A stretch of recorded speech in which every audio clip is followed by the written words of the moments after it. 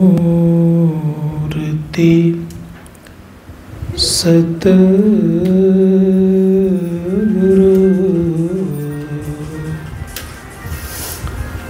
मिलवा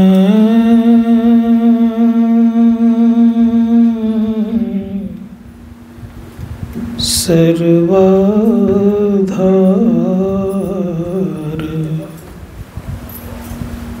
मंगलमय मंगल करन बिनवा बारंबार धन्य धन्य सतगुरु सुखदा महिमा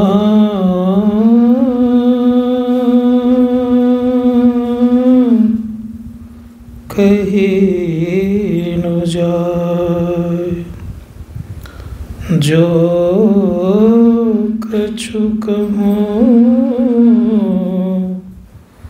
तुम्हारी कृपा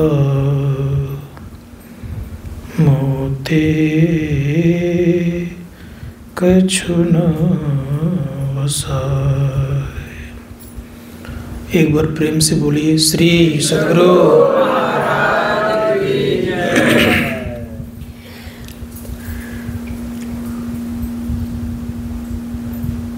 परम पूज्य सद्गुरुदेव के पावन श्री चरणों में कोटि सा नमन।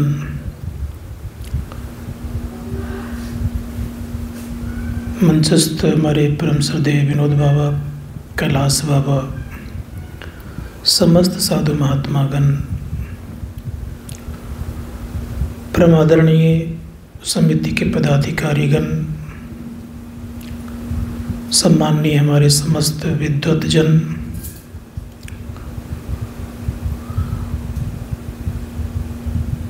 साधक वृंद, संवेद समादरणीय सज्जन वृंद, आदरणीय माताओं तथा भक्तिमती बहनों,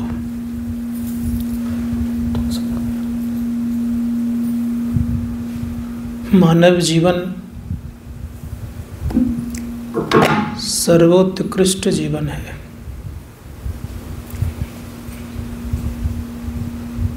चौरासी लाख प्रकार की योनियों में सर्वश्रेष्ठ मानव को कहा गया है।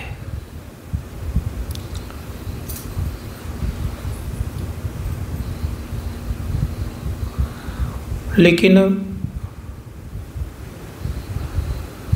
मानव में है, अगर मानव हम लोगों के द्वारा बच जाए तो बड़ी अच्छी बात होगी। बचना कैसे?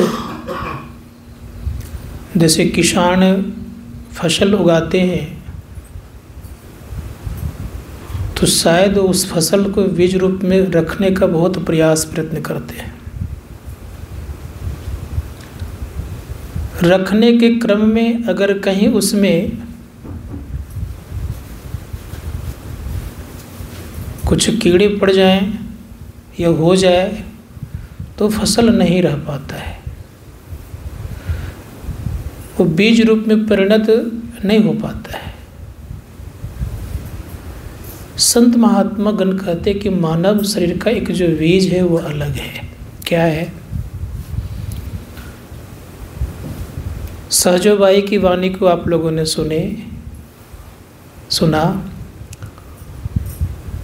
और उपनिषदकार कहते हैं कि देहावसान समय चित्ते यद यद विभावेद तदेव जीव भवेद तेव जन्म कारणम। देह त्याग के समय में जो जो चित्त में भावनाएं जीव कर बैठता है वही वही जन्म का कारण बनता है। तो जीव को नीचे जोनी में नहीं जाना पड़े, इसके लिए कुछ न कुछ प्रयत्न और प्रयास करना चाहिए। भक्ति भी करते हैं, साधना भी करते हैं, तब भी कहीं अगर भावना बिगड़ जाए तब क्या होगा, तो नीचे जोने में जाना पड़ जाएगा। इसीलिए संत महात्मा गण कहते हैं कि भगवान राम इसी बात को लेकर के बड़े चिंतित थे। उनके मन में हुआ कि यहाँ की प्रजा तो बहुत सुखी है ही, यहाँ के बाद भी सुखी हो, इसके लिए उन्होंने एक बैठक बुला करके सबों को कहने लग गए। भगवान श्री राम कहते कि ज्यों परलोक यहाँ सुख चाहूँ, सुनि मम बचन हृदय दृढ़ गहाऊँ। परलोक और यहाँ दोनों जगह अगर सुख चाहते हैं तो कहा सुन करके मेरे वचनों को हृदय में धारण करो। ज्यों कछु अनीति भाषाओं भाई, अगर मैं अनीति की बात करता हूँ तो मुझे आप क्या करेंगे कि बिना भय रोक देंगे, कुछ नहीं कहेंगे, मैं कुछ नहीं कहूँगा। भगवान राम सब कुछ छूट दे रहे हैं कि अनीति की बात मैं नहीं करता हूँ। कहने लगे भगवान श्री राम कि बड़े भाग मानुष तनु पावा, सुर दुर्लभ सब ग्रंथ ही गावा, साधन धाम मोक्ष कर द्वारा, पायनु जही परलोक सवारा, सो प्रत्र दुख पावहीं सिर धुनि धुनि पछताए, काल ही कर्म ईश्वर ही मिथ्या दोष लगाए। यही तन कर फल विषयन भाई, स्वर्ग हूँ स्वल्प अंत दुखदाई। कहे भाई इस शरीर का विषय भोग, इस शरीर को विषय भोगने के लिए नहीं मिला है। विषय कितने? संत महात्मा गण कहते विषय है 5, रूप रस गंध स्पर्श और शब्द। अब पांचों विषय के कारण हम लोग की स्थिति क्या होगी? तो बड़े प्रेम से कहा 5 ही 5 परस रस, गंध शब्द और रूप, इनकर कहा न कीजिए बहुरी पड़ा भव को। संसार सागर में ना पड़ना पड़े इसके लिए उपाय करना चाहिए। केवल मानव शरीरधारी ही उपाय कर सकता, दूसरा कोई नहीं। इसलिए प्रयास होना चाहिए उपाय से हम बचे ना रहें, लग जाना चाहिए उपाय करने के लिए। क्या उपाय करने का तरीका? भगवान श्री कृष्ण कहते हैं कि मैंने मनुष्य को अपने जैसा बनाया है।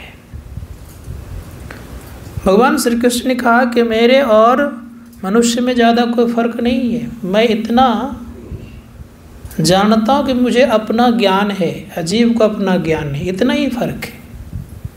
जिस दिन अपना ज्ञान हो जाएगा अजीव को तो मेरे और उसमें कोई फर्क नहीं होगा। भगवान श्री कृष्ण कह रहे हैं। अब विचार करके देखिए, कहा कि अपने जैसा मैंने बनाया है मनुष्य को, तो मनुष्य किस कारण से कहला रहे, जीव क्यों कहला गए? तो कहा जीव इसलिए कहला गया कि जीव न अपने को जानता है, न ही माया को जान पाते हैं वो, और न ही परमात्मा को जान पाते हैं। इन कारणों से जीव कहला रहे हैं। संतों ने कहा कि अगर माया को जान जाए, अपने आप को जान जाए, ईश्वर को जान जाए, क्या जीव कहलाएगा वो? संत महात्मा गण कहते नहीं कहलाएंगे। इसीलिए यही केवल फर्क है। भगवान श्री कृष्ण कहते इतना ही केवल मैं फर्क रखा हूँ, बाकी कोई फर्क रखा मैंने नहीं हूँ। जितनी शक्तियाँ उनमें है उतनी शक्तियाँ मुझ में है। अगर ये काम कर ले तो उतनी ही शक्ति हो जाएगी। इसीलिए प्रयास करना चाहिए कि उतनी शक्ति प्राप्त करने के लिए ये काम में हम लोग लग जाएं। लगने के लिए क्या करना पड़ेगा? तो भगवान श्री राम कहते हैं आकर 4 लक्ष 84 जोनि भ्रमत ये जीव अविनाशी, फिरत सदा माया कर प्रेरा, काल कर्म स्वभाव गुण घेरा, कब हुक करी करुणा नर देही, देत इस बिनु हेतु से नहीं। और कहने लग गए कि 84 लाख प्रकार के योनियों में भ्रमण तो करते ही हैं जीव, फिरते रहते हैं, घूमते रहते हैं, लेकिन कह क्या रहे हैं? भगवान श्री राम कहते हैं बड़े प्रेम से, कब हुक करी करुणा नर देही, देत इस बिनु हेतु से नहीं। करुणा करके परमात्मा ने हम लोगों के मानव का शरीर दिया है। एक तो करुणा किया है, दूसरे में आपने क्या किया है? समझने की बात इस जगह है। आपने 84 लाख प्रकार की योनि में भ्रमण किया है। एक आपका ये मेहनत और दूसरा परमात्मा का कृपा। इस कारण से हम लोगों को मानव का शरीर मिला हुआ है। अब मिला हुआ है तो इसको अगर हम आप ऐसे फेंक दें, ऐसे ही समाप्त कर दें, तो जीवन का क्या हालत होगी। कि धर्मशास्त्रकार कहते हैं कि जीवन को अगर बनाना चाहते हैं तो कोशिश कीजिए यह कि हम आप मानव जीवन को ठीक ठीक समझें कि मानव जीवन कितना सुंदर है, क्या है। भगवान श्री राम कहते हैं कि इसको क्या करना चाहिए, कहाँ ले जाना चाहिए मानव शरीर को। तो उनका सदगुरु वैद वचन विश्वासा संयम यन विषय की आशा, इसको सदगुरु के शरण में ले जाना चाहिए। भगवान श्री कृष्ण भी बड़े प्रेम से कहते हैं तद विधि परिपातेन परिप्रश्नेन सेव्या उपदक्षन्ति ते ज्ञानम ज्ञान दर्शिना, कि तत्दर्शियों के पास ले जाना चाहिए। उनसे विनम्रता पूर्वक पहले तो सेवा करके प्रसन्न करके विनम्रता पूर्वक प्रश्न करना चाहिए। अब प्रश्न करने के लिए कह रहे हैं तो प्रश्न करेंगे तो किसके विषय में करेंगे, का आत्मा और परमात्मा के विषय में प्रश्न करेंगे। तो वो प्रश्न का निदान करेंगे, समाधान करेंगे तो हो सकता है आपका कल्याण हो। मानव शरीर के संबंध में बहुत बड़े बड़े महापुरुषों ने बहुत कुछ कहा है, सबको पता है, लेकिन मैं संक्षेप में इतना कहूँगा। आचार्य कौटिल्य ने कहा, इसको हम चाणक्य कहते हैं, उन्होंने कहा कि मानव शरीर इतना उच्च कोटि का है कि अगर इस शरीर के बदले में अगर कोई इंद्र पद दे तो वो भी छोटा पद कहलाता है, आचार्य कौटिल्य कहते हैं। इसीलिए प्रयास करना चाहिए, मानव शरीर कितना बड़ा है। भगवान शंकराचार्य कहते हैं कि मानव शरीर जानते हो कितना बड़ा है। उन्होंने कहा नर जन्म दुर्लभम मतम, नर का जन्म ही दुर्लभ हुआ करता है। महर्षि पराशर कहते हैं कि मानव का शरीर जो है बहुत अनमोल है। उन्होंने कहा कि 84 लाख प्रकार की योनियों की बात केवल नहीं कर रहे हैं, वो कर जितने संसार में चराचर प्राणी हैं उन प्राणियों में चलने वाला प्राणी श्रेष्ठ है। विविधानम च भूतानाम जंगमा प्रमा निरूपा, कहा इस संसार में चलने वाली, तो कहा कि पूरे संपूर्ण संसार में जो चलने वाले प्राणी 2 पद वाला 2 पैर वाला वो श्रेष्ठ है। खद 2 पैर में कौन श्रेष्ठ है, तो महर्षि पराशर कहते हैं कि विविधानम च भूतानाम जंगम परमनिपा जंगमा नाम भी तथा द्विपदा परमता द्विपदा नाम द्विजा परमस्मृता द्विजा नाम संबुद्धा नाम मानिना। महर्षि पराशर ने कहा कि विविधान इस संसार में चलने वाले प्राणियों में से 2 पैर वाला श्रेष्ठ है। कौन 2 पैर वालों में से द्विज श्रेष्ठ है। द्विजों में जो बुद्धिवंत हैं वो श्रेष्ठ है, का बुद्धिवानों में जो प्रज्ञावंत हैं वो श्रेष्ठ है, अब प्रज्ञावंतों में जो तत्वदर्शी हैं वे श्रेष्ठ हैं। राजन, ये बात किन से कह रहे हैं, ये बात कह रहे हैं राजा जनक से। कौन, महर्षि पराशर। इसीलिए मानव को सर्वश्रेष्ठ कहा गया है। संत महात्मा गण कहते हैं मानव ही परमात्मा को प्राप्त करने में सक्षम होते हैं, मानव ही परमात्मा बनने में सक्षम है। मानव ही अपना मानवीय गुण को ऊपर उठा करके देव गुण में परिणत हो सकते हैं, और देव गुण को उठा करके वो ईश्वरत्व गुण में आ सकते हैं, और ईश्वरत्व को पार करके परमेश्वर बनने की उनमें क्षमता है। इसे संत महात्मा ने कहा कि मानव को चाहिए कि हम क्या करें, मानव का शरीर कितना अनमोल है ये जानना चाहिए।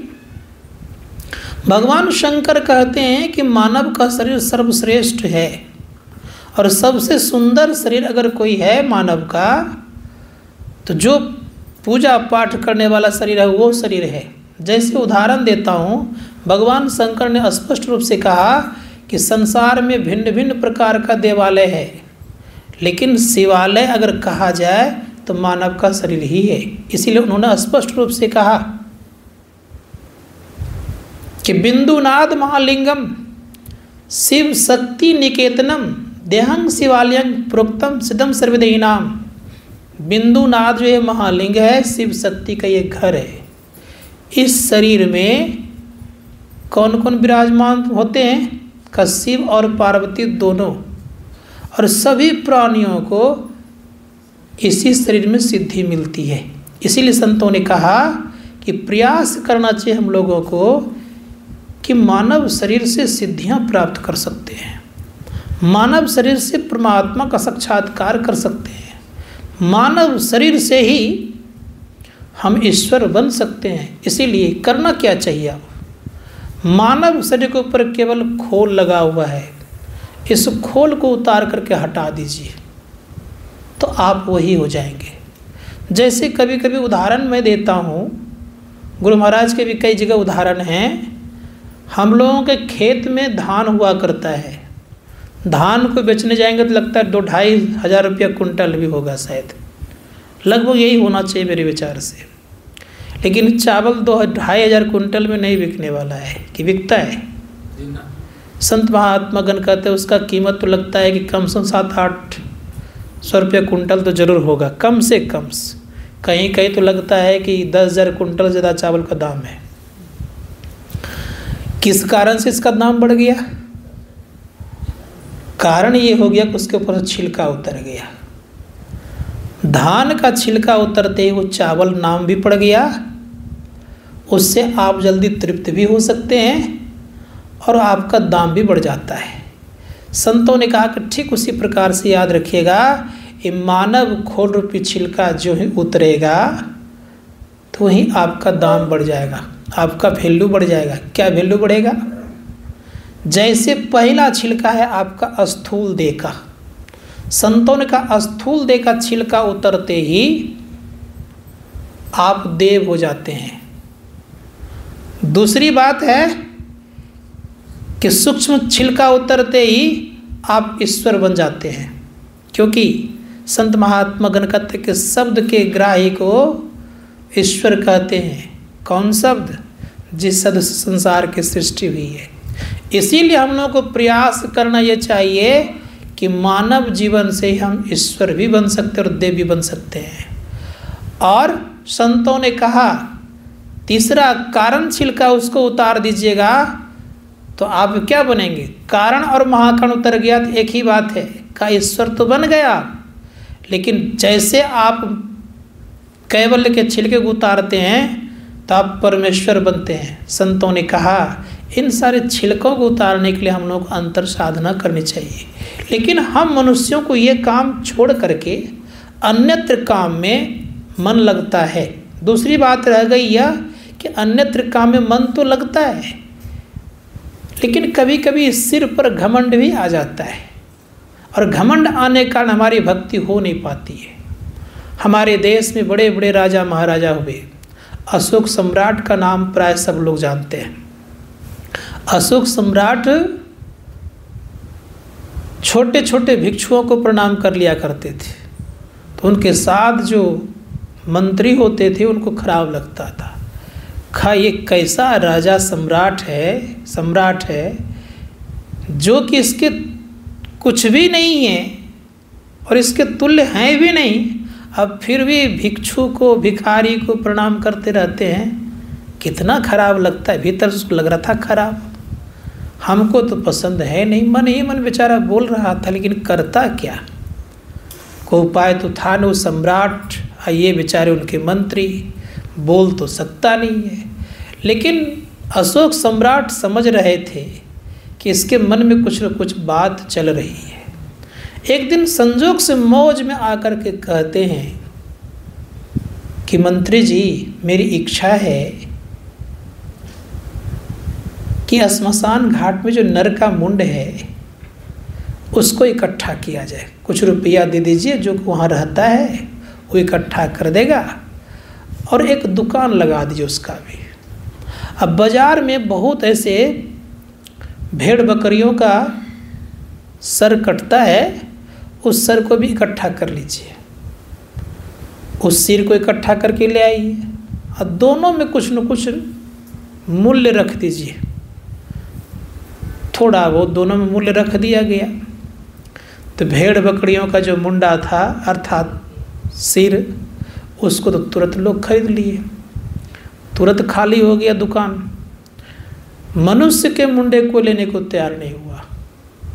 2-4 दिन हो गया, रास्ता भी धीरे धीरे लोग बदलने लग गए। अशोक सम्राट पूछते मंत्री जी से, क्या बिका कि नहीं बिका? खा कि नहीं बिकता है, कोई लेना नहीं चाहता है, उसमें लिख दीजिए, कहा लिख दीजिए निःशुल्क, कोई शुल्क नहीं। निःशुल्क लिखने के बाद भी 2-4-5 दिन इंतज़ार किया तो रास्ता ही बदल दिए, जाना ही नहीं चाह रहे थे। अंत में दुर्गंधी आने लग गई, बदबू आ रही थी तो करते क्या बेचारे। पूछते हैं कि क्या हुआ?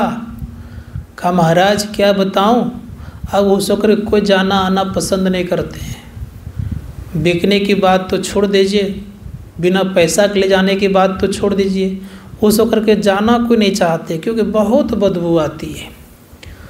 सिकंदर अशोक सम्राट कह बैठते हैं कि जिस नरमुंड को कोई फ्री में नहीं ले जा रहा है और उसको देख करके लोग रास्ता बदल लेते हैं, और वह अगर सिर साधु महात्माओं के चरणों में झुकता है तो तुम्हें क्यों तकलीफ होता है, क्यों परेशानी तुम्हारी बढ़ जाती है। जैसे इस बात को कहा तो मंत्री समझ गए कि यह सर झुकने के लिए है। कहाँ? धर्मशास्त्रकार कहते हैं कि संत महात्माओं के चरणों में अगर शरीर को नहीं झुकाए तो परिणाम क्या होगा? परिणाम ये होगा कि हम आपकी ज़िंदगी पूरा ठीक हो नहीं पाएगा, क्योंकि बिना झुकाए ये ठीक होता नहीं है। इस पर कितना चीज चढ़ा रहता है पता है? हमारे देश में बड़े बड़े राजा तो हुए ही, एक राजा हो गए थे और इसमें इतना चीज डाल दीजिए तब भी कभी संतुष्ट होता नहीं है। कितनों धन हो जाए संतुष्ट होने वाला नहीं है। देख लीजिए मुकेश कुमार अंबानी को बहुत धन है, संतुष्ट है बेचारे। यहाँ कहाँ फैक्ट्रियाँ लगा रहे हैं, लगाने के बावजूद भी उनके यहाँ कोई चला जा अनजान विधि के रहने देता है, ठहरने भी नहीं देगा, पुलिस के द्वारा उसको भगवा भी देगा। ये स्थिति है। लेकिन एक बात याद रखिएगा, धर्मशास्त्रकार कहते हैं कि जीवन में अगर कल्याण चाहिए तो कोशिश करना चाहिए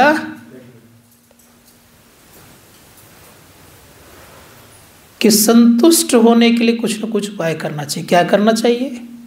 तो गुरु महाराज एक प्रसंग सुनाते थे कि एक राजा था, वह राजा धन का बड़ा भूखा था। वो क्या करता था? तो सबसे टैक्स लिया करता था। संजोग से क्या हुआ, एक दिन उसकी दृष्टि पड़ गई समुद्र किनारे में गया तो समुद्र को देखा कि मेरे ही राज्य से बह रहा है। अब उसने सोचा कि इससे टैक्स लेना चाहिए। गोला बारूद को तैयार किया, समुद्र के किनारे गया और जाकर के उस पर गोला बारूद बरसाना शुरू किया। समुद्र बाहर निकला, और समुद्र जो ही बाहर निकला तो समुद्र पूछता है कि क्यों मेरे अंदर के जीव जंतुओं को परेशान कर रहे हो, तकलीफ दे रहे हो। कहा कि तुम मेरे राज्य में बहते हो, आज दिन तक तुमने कभी टैक्स दिया नहीं है, कर दिया नहीं है, इसलिए मुझे टैक्स चाहिए। अब वो क्या करता? समुद्र ने कहा कि तुम्हें धन चाहिए। कहा हाँ धन चाहिए। बता दिया स्थान कि वहाँ पर धन है, तुमको जितना ले जाना है ले जाओ। अब वो बेचारे धन को ढोना प्रारंभ किया। ढोते ढोते हाथी घोड़ा बहुत सारे उनके नुकसान हो गए, परेशान हो गया। धन को ढोते ढोते अब धन को ढोते ढोते जब परेशान हो गया तो परिणाम ये हो गया कि उसको फिर लगा, घर भी भर गया, धन खत्म नहीं हो। फिर उन्होंने गोला बारूद तैयार किया, फिर समुद्र पर बरसाना प्रारंभ कर दिया। जैसे समुद्र पर बरसाया तो फिर समुद्र बाहर निकला। कब क्या चाहिए? का ना आपका धन खत्म होता है ना मेरे पास रखने का जगह है, मुझे धन रखने का पात्र चाहिए। तो उन्होंने क्या किया? मनुष्य की खोपड़ी दे दिया। और जो ही मनुष्य की खोपड़ी दे दिया, अब खोपड़ी में धन रखे जा रहे हैं और ढोए जा रहे हैं। परिणाम ये हुआ कि ना खोपड़ी भर रही है और ना धन घट रहा है। अब इतना परेशान हो गया कि फिर गोला बारूद तैयार किया, फिर बरसाना शुरू किया।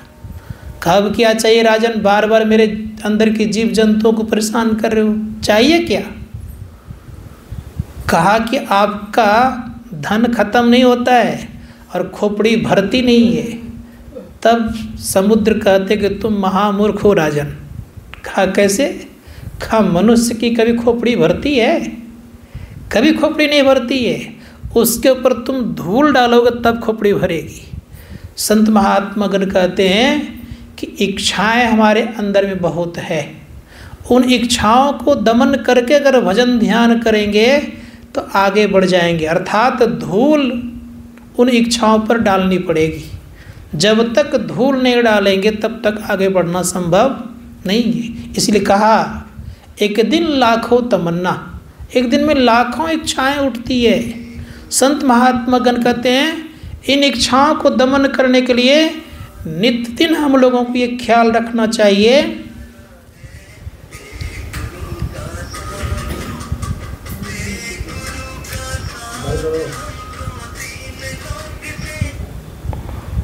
हम लोग को ये ख्याल रखना चाहिए कि हम साधना करने के लिए आए हुए हैं।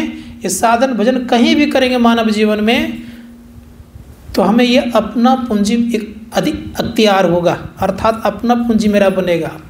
अपना पूंजी प्राप्त करने के लिए हम लोगों को कुछ न कुछ करना चाहिए। ना किसी के साथ धन गया है, ना किसी के साथ सगा संबंधी गया है, ना परिवार के लोग गया है, लेकिन भजन गया है संग। ये साधन भजन करते ये आपका संग जाएगा। इसीलिए एक सुभाषितकार ने बड़ा सुंदर शब्द कहा, धनानि भूमो पशवस्य गोष्ठे नारी गृहे सखा श्मशाने देहंग चितायांग परलोक मार्गे धर्मानि गो गच्छति जीव एका। कैसे धर्म के मार्ग पर चलने वाला कौन है? इस जीव के साथ कौन चलेगा? संत महात्मा गण कहते केवल जीव के साथ जो आपने नेकी बदी किया है यही साथ जाने वाला है। लिखा धर्मानि गो गच्छति जीव एका। जीव के साथ केवल धर्म चलता है, अर्थात अच्छे और बुरे कर्म चलते हैं। इसलिए प्रयास करना चाहिए हम लोगों को कि धर्म कमाना चाहिए, अर्थात सत्कर्म करना चाहिए। दुनिया में सबसे सुंदर और सत्कर्म क्या है इसको जानना चाहिए। भगवान राम कहते हैं कि संसार में सबसे सुंदर कार्य कौन सा है? तो भगवान श्री राम राष्ट्रीय यज्ञ जब कर रहे थे, इसको अश्वमेध यज्ञ कर रहे थे, तो अश्वमेध यज्ञ के क्रम में महर्षि वशिष्ठ से पूछे, वासिष्ठ योग में लिखा है, महर्षि वशिष्ठ से पूछते हैं कि गुरुदेव दिन को तो अश्वमेध यज्ञ होता है, घोड़ा भी छोड़ा चला गया है, उसके साथ सेना भी जा रही है, लेकिन एक बात मैं जानना चाहता हूँ गुरुदेव कि मनुष्य जीवन का मुख्य लक्ष्य क्या है? भगवान राम को महर्षि वशिष्ठ कहते हैं कि हे राम, मानव जीवन का मुख्य लक्ष्य है अपना पहचान करना, आत्मा को जानना। भगवान राम पुनः पूछते हैं गुरुदेव आत्मा को जानने का उपाय क्या है? कहा उसके लिए आपको ये यज्ञ काम नहीं आएगा राजन। अब कह रहे हैं कि हे राम ये यज्ञ काम नहीं आएगा। कहा तब इसके लिए क्या करना पड़ेगा?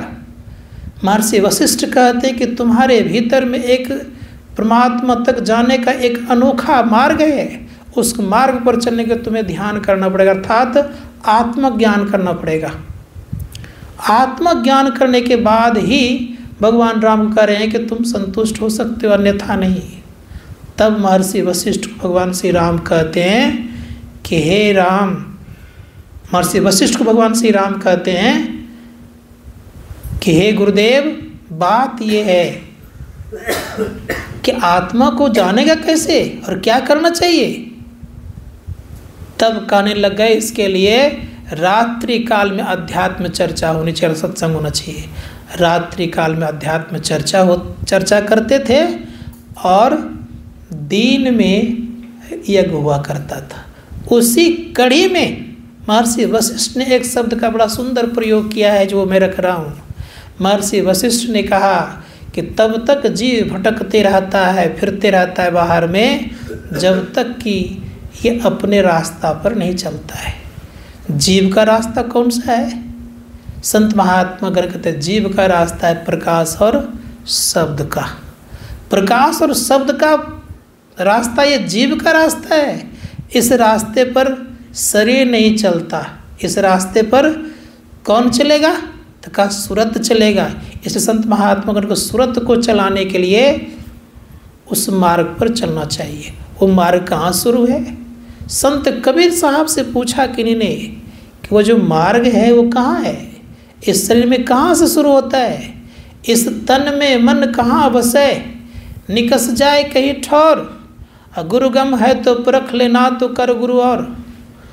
तब संत कबीर साहब कहते नैनो माही मन बसे, निकस जाए नौ ठौर, गुरुगम सब गुरुगम सन बताया संत सब संतन सिरमौर। खरे गुरुगम ही बताया था, गुरु के आधार पे ही हम लोग जान सकते हैं। इसलिए प्रयास करना हम लोगों को चाहिए कि गुरु के शरण में जाना चाहिए। गुरु ही उस रास्ते को बता सकते हैं, उस रास्ते पर चल करके जीव अपना परम कल्याण कर सकते हैं। तो संत महात्मा गण कहते हैं कि गुरु के शरण में जाने के लिए क्या करें? तो कहा गुरु के शरण में जाने के लिए एक ही उपाय करना पड़ेगा कि पहले मन को ठीक, हम लोग गुरु के शरण में आए हुए हैं लेकिन पूरा नहीं आए हैं। अगर गुरु के शरण में पूरा हम लोग आ जाएं तो काम बनना शुरू हो जाएगा। कहाँ है गुरु के शरण में पूरा जाना? शरण में नहीं, हम लोग अभी गुरु के शरण में हैं, दीक्षा लिए भले हैं। मैंने महर्षि से परमहंस जी महाराज से जिज्ञासा की कि लोग कहते हैं, हमारे गुरु महाराज लिखे हुए हैं, महर्षि में ही परमहंस जी अपने पदावली में लिख दिए हैं। उन्होंने कहा है कि व्यक्ति दुखी क्यों है, लोग डरते क्यों हैं, क्या कारण है? लोग किसी के श्राप से डरते हैं, कभी हमारे विकारों से डर लगा, हम लोग अंदर जो विकार है उससे डरते हैं, क्या कारण है? और लिखा भी गुरु माई ने है, पूरे गुरु का संग हो अनंग क्या करे। तो मैंने जब उनसे जिज्ञासा की तो उन्होंने कहा देखो, पूरे गुरु का संग केवल देह नहीं होता है। तब मैंने कहा तब कहाँ होता है? तब उन्होंने कहा कि पूरे गुरु का संग होता है उनका जो वास्तविक स्वरूप है। भगवान श्री कृष्ण भी यही बात करे।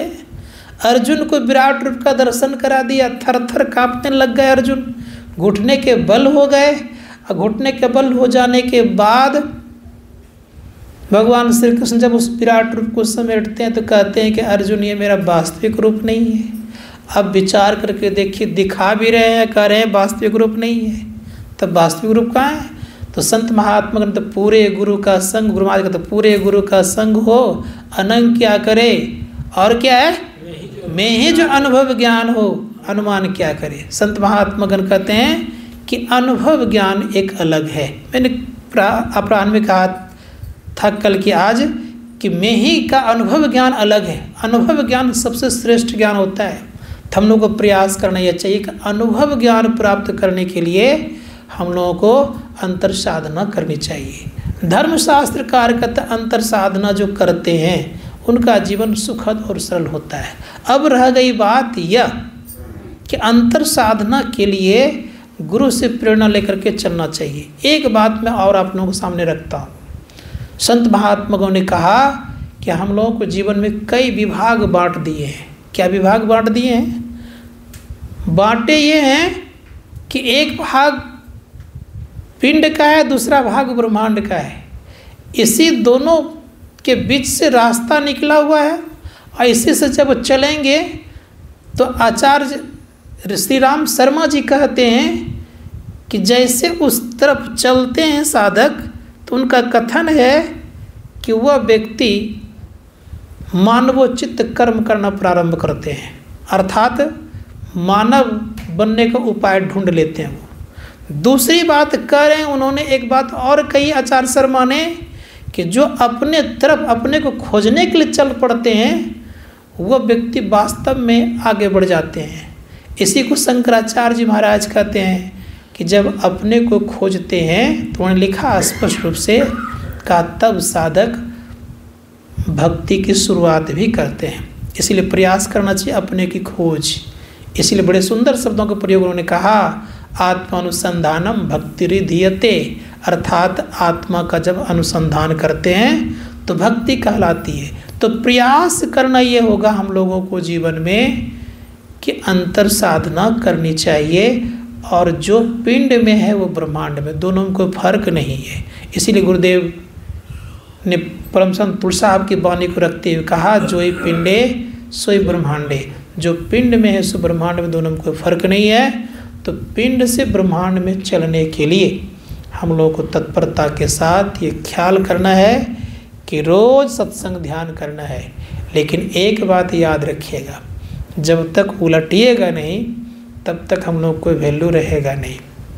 इसीलिए उलटना चाहिए। कभी कभी एक बात सुनाता हूँ मैं, थोड़ा सा हो सकता है कि आप लोगों को लगे एक दूसरे तरह का, उलटने वाला व्यक्ति महान बनता है।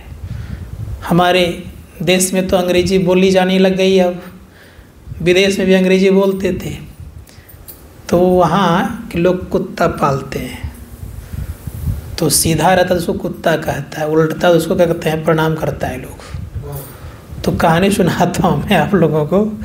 तो एक अंग्रेजी पढ़ाने वाले लोग थे, अंग्रेजी पढ़ाते थे वो, तो साथ में लेकर के चलते थे।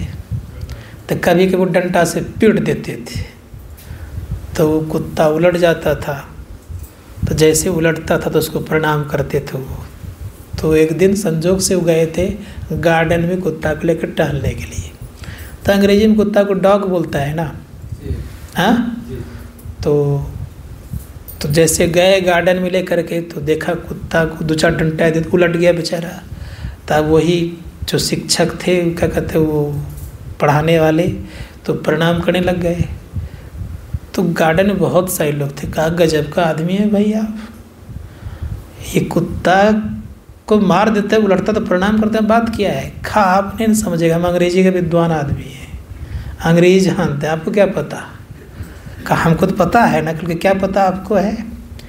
कल का अंग्रेजी में कुत्ता को क्या कहता है पता है। कहा क्या, कहा डॉग कहता है। कहा DOG डॉग होता है। और जब इसको उल्टाता तो क्या होता है, तो ये उलट गया तो इसको मैं प्रणाम कर रहा हूँ। तो ठीक उसी प्रकार से याद रखिएगा कि जब हम लोग उल्टेंगे तो परमात्मा बनेंगे, और नीचे रहेंगे तो मानव बने रह जाएंगे। इसलिए प्रयास कीजिए कि हम लोग उल्टें, उलटने वाले ही आगे बढ़ता है। जो उलट जाएगा जीवन में, उनका एक न एक दिन जिंदगी सार्थक बन जाएगा। किधर जाएंगे, जिधर से आए उधर ही चल देंगे। इसलिए कहा जहाँ से जीव आइल, कहाँ से आया है, कहाँ जीव आइल। तो कहा गया है कहाँ से जीव आइल, कहाँ समाइल, कौन गैर कैल मुकाम, कहाँ में लिपटाइल हो राम। संत कबीर साहब कहते निर्गुण से जीव आइल, सरगुण समाइल, काया गढ़ कैल मुकाम, माया में लिपटाइल हो राम। तो जब तक माया में लिपटे रहेंगे तो हम लोग साधारण तरह से बने रहेंगे। हो सकता है दुख सुख लगा रहेगा, यही उलट जाइएगा, निर्गुण की तरफ यात्रा कर लीजिएगा, निर्गुण में पहुंच जाइएगा तो स्वयं आप ईश्वरीय गॉड बन जाइएगा, हम आपका परम कल्याण हो जाएगा। यही मानव जीवन का धर्म है और ऐसा करना भी चाहिए। बोलिए प्रेम से श्री सद्गुरु